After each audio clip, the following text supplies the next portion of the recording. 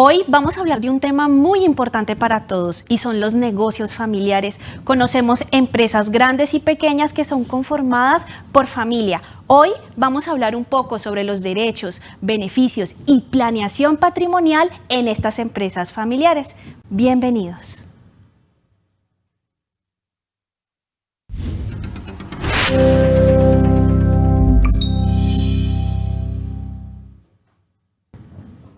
El día de hoy nos encontramos con el doctor Mondragón, quien es abogado corporativo y nos va a hablar de este tema tan importante como es la planeación familiar y las empresas familiares. Doctor, bienvenido. Doctora Angie, muchas gracias por la invitación. Bueno, doctor, empecemos con nuestra primera y gran pregunta. ¿Qué es eso de empresas familiares? ¿Eso solamente nosotros lo hablamos cuando hablamos de empresas grandes, de multinacionales, o también se puede dar en micros, en pequeñas? ¿Eso cómo es? Pues es una muy buena pregunta para empezar, Angie, porque las empresas familiares no tienen un criterio dimensional para definirlas. Es decir, pueden ser desde micro, pequeñas, medianas, grandes. Es decir, desde el negocio de barrio hasta el gran empresario puede configurar eventualmente una empresa familiar. En ese sentido, pues es importante definirlas porque durante muchísimos años no tuvieron definición legal. Solamente a partir del 2025 se creó una definición desde el punto de vista legal que tiene dos criterios fundamentales, doctora Angie. Es uno, la conformación para que sea empresa de familia, y otro, el control sobre esa empresa. Es decir, ¿qué quiere decir? En las empresas que estén conformadas por más del 50% de su capital en cabeza de una familia, pues ya es un elemento para considerar las empresas de familia. Y por el otro lado, que esa familia tenga control sobre esa empresa.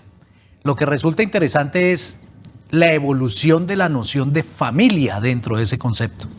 Y eso fue trascendental a partir del año 2025. Hasta el 2025 no teníamos una definición legal y después de 2025, a partir de la ley 2495 del 2025, pues tenemos una definición de tipo legal y una noción de familia extendida.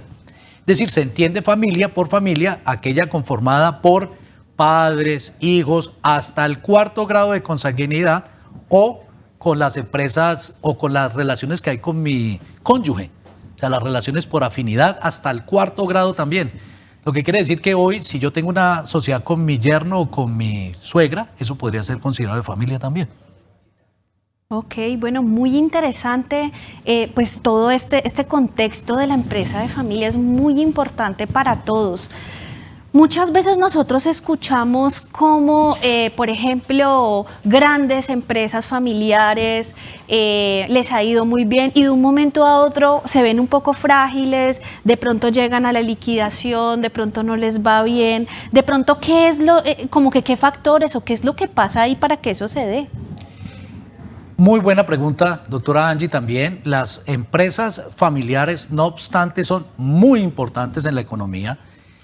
Más del 70% de las empresas que conocemos son de naturaleza familiar, son muy frágiles y esa fragilidad está dada por muchas razones, principalmente por una condición que no tienen las otras compañías y es el elemento de emocionalidad, las emociones vinculadas al negocio. Resulta que yo soy padre, el papá de mi hijo, pero al mismo tiempo soy el jefe de mi hijo. Entonces, si peleo con él en la casa, pues eso trasciende a la empresa y se vuelve un tema complejo. La falta de reglas claras, muchas veces no se involucra a la familia en el negocio y luego hace que la transmisión de esa empresa familiar a las nuevas generaciones sea muy complicada. Doctora Angie, hay algo que nosotros llamamos la paradoja de la transición. ¿Y eso qué es? Es decir, yo quiero que el padre sueña que su hijo en algún momento vaya y lo reemplace en la dirección de la compañía. Pero cuando eso pasa, cuando llega el momento, le cuesta muchísimo al fundador desapoderarse de ese rol de fundador y pasarle la posta a su hijo. Entonces ahí muchas veces hay conflictos, hay roces y eso puede llegar a representar uno de los mayores inconvenientes en esta tipología muy especial de empresas. Muchas gracias, doctor. Muy interesante. Claro, la emocionalidad tiene mucho que ver, por supuesto, en la familia. Bueno, y desde el derecho, desde la norma, ¿de qué alternativas hay para quizás evitar que esto pase, para prevenirlo? ¿Qué medidas hay allí en ese caso? Pues muy bien, cuando uno habla de proteger, cuando uno habla de empresas familiares y de proteger el patrimonio, digamos que de manera genérica uno puede hablar de algo que se denomina planeación patrimonial. Y eso tiene varias dimensiones. La planeación patrimonial puede ser de una persona natural, cualquier profesional, cualquier persona que tiene su casa puede pensar en una planeación patrimonial. Eso puede hacerse desde la empresa, planeación empresarial. Y resulta muy interesante cuando se juntan esos dos conceptos, una persona natural o una familia y la empresa. Entonces resulta que uno puede hacer planeación patrimonial en la familia empresaria. Por supuesto, la ley contempla una multiplicidad de herramientas para eso.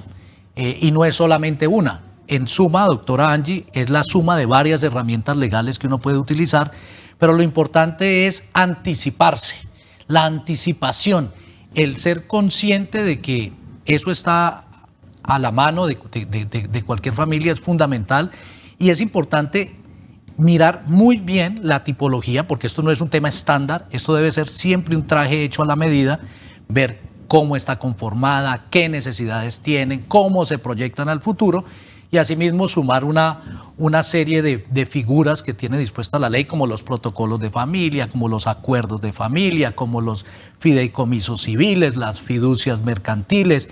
Y muchas veces la suma de todas estas figuras resultan en un buen esquema de planeación patrimonial. Lo importante es ser consciente de ese tipo de situaciones y de anticiparse. Yo creo que es una palabra importante en este caso.